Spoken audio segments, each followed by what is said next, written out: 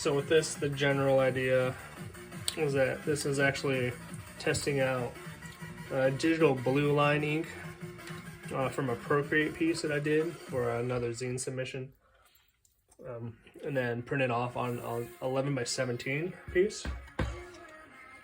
Kind of testing out to see if it's possible or even like practical to have an 11 by 17 traditional, but do all of my sketching within Procreate and then transfer it onto like a digital blue lines that sort of match with I don't know what this would be called,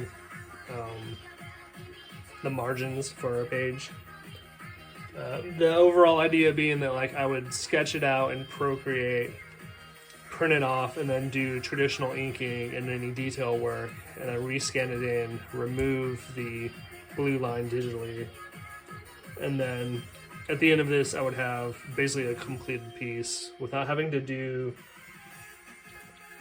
I mean, it's kind of a weird roundabout because I'm not sure if I'm actually saving time or anything.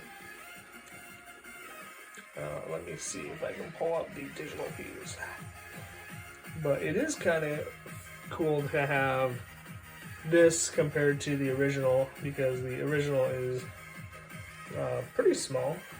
I mean, it's an iPad size, so an iPad like fits in the palm of your hand.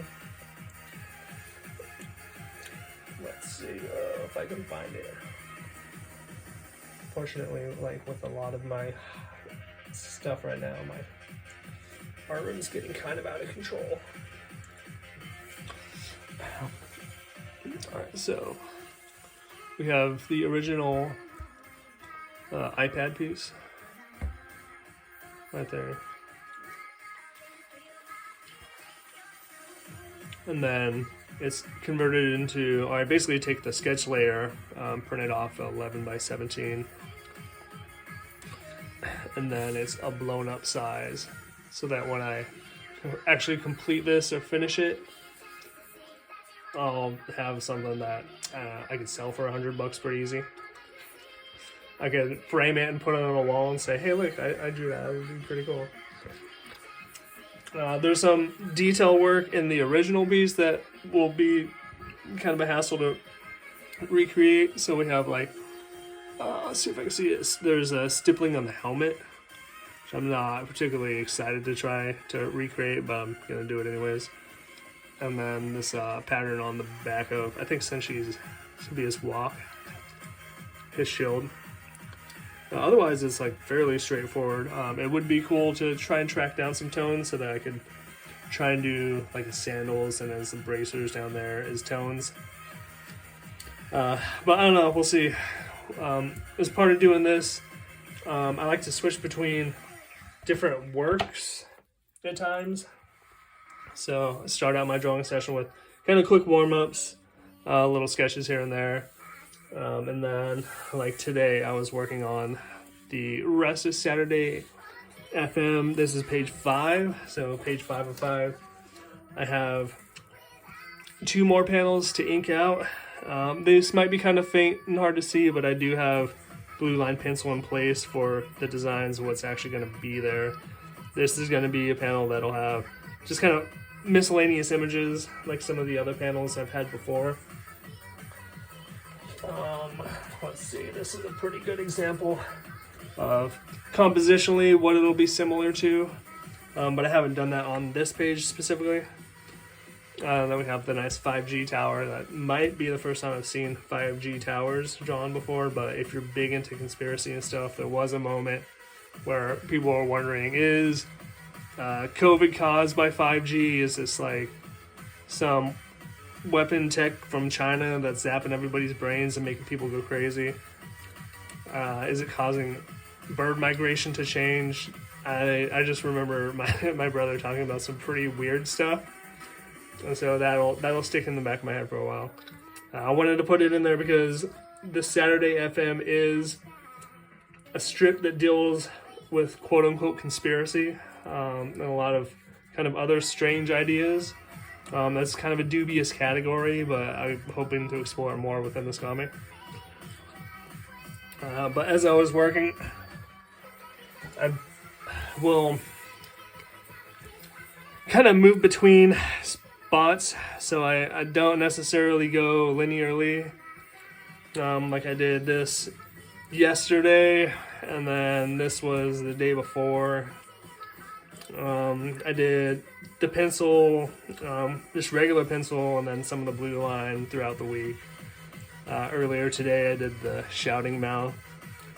And as I'm doing that, my brain kind of will wander and kind of do its own things at times, and so I like to be able to switch from like a little more detailed work to specifically like pretty mundane, kind of dumb work.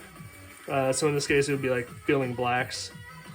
Other times, I'll just have a sketchbook here, the reference open for like on Pinterest, and so as Pinterest is open or so, I'll bring out like a sketchbook or just a loose piece of paper and just try and copy in as much stuff that I can maybe recreate later for reference.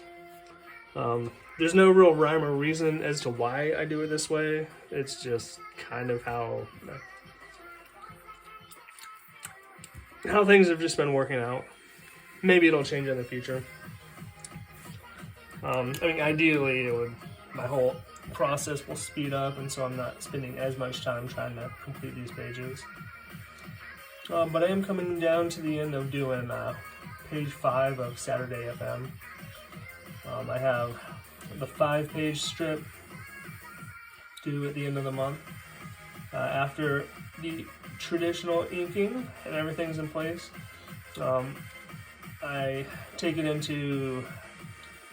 I have been using it in Clip Studio, but this time I'm going to be trying to use GIMP. And so I'll upload it digitally, clean it up. I have a lot of different text errors I need to fix. Rearrange the text within the bubbles. And then some compositional errors here and there on some of the panels. Do some like minor cleanup. And then after that, I'll try and add in tones. What was really beneficial seeing my first submission in print was realizing that I can get away with quite a bit in terms of tones and then reproducing them digitally.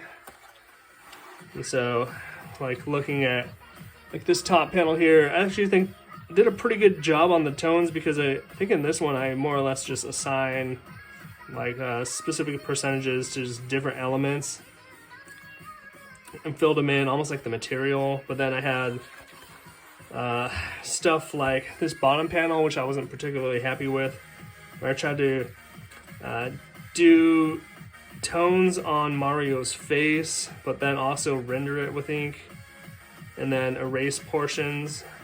The idea being on this panel that it would be some like kind of like upward cast light. I don't think it looks particularly good. It was a little awkward. Had other ones like this one in the original page actually doesn't have the gray tone background or even like the white characters here, and so this was done by having traditional lettering, one single image of the ziggurat, and then went in, did the rectangle strip tone, and then just went in with the eraser, started drawing in the different pathways that Mario would take. And so each page and almost each panel at this point, I'm trying something new. I'm trying to square out this workflow just to try and make it sustainable. First of all, like, can I even do 6 pages for the submission? But then also, can I recreate it later on down the line? And then, does it even look good? That's kind of hard to tell until I actually will receive it back into print. So until the time, then I'll be probably working on some other projects like this. This originally started as a submission to a zine that I had bought, which was like a tribute to Frank Miller and The Dark Knight. And so the artist had kind of this template for The Dark Knight. And it was, you could put a spin on any kind of character that you wanted. And so I really like the zine. Actually, see if I have it around here. And I've actually referred to it quite a few times, just in my own, thinking about my own projects. because I like the digest size. For me, this is like actually the optimal size of like reading. Like it fits in your hand. If you're laying in bed, you can read it. It's not that big a deal. It's not like a big floppy. It's not all over the place. If anything, it's a little on the tall side, but I think that's, okay. Like, I would feel comfortable if my project or one of the projects I complete at the end was maybe an inch shorter. But overall, like, this has a good feel to it. It has a good look to it. You can kind of flip through. You can actually see, like, these are some of the original artist's pieces that he had basically built over this template. And then on the back, you have this cool QR code. So riff on it, draw your own. And that's where I snapped a pic of that, sent it to Procreate, messed around with it for a bit. It's actually where you can see like the blue line portion. And then submitted it to him. Had been sitting on this for a while. Actually came across a template for the margins. And I figured, oh, well, I need to test out printing on my printer for colors other than black. I'll just toss that on there. And so it's actually testing out a couple different things. So if anybody is interested in looking at this, this is After Frank Miller, a fanzine by Jason Schoonover. He's another K-Fam artist. He was actually the artist I bought Otaku no Gaijin Volume 1 from. And the pack that I got from him had a bunch of goodies and pretty cool, like, original piece. I think I ended up buying a couple other small comics and zines from him also.